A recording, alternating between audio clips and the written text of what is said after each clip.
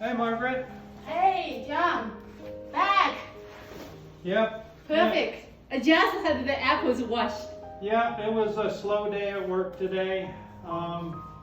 There wasn't many people at work, and but I did notice, there's a new procedure. Oh. When I opened the refrigerator, I noticed that people are now being required to put their name on the food they store in there. I see. And so today, for lunch, Uh-huh.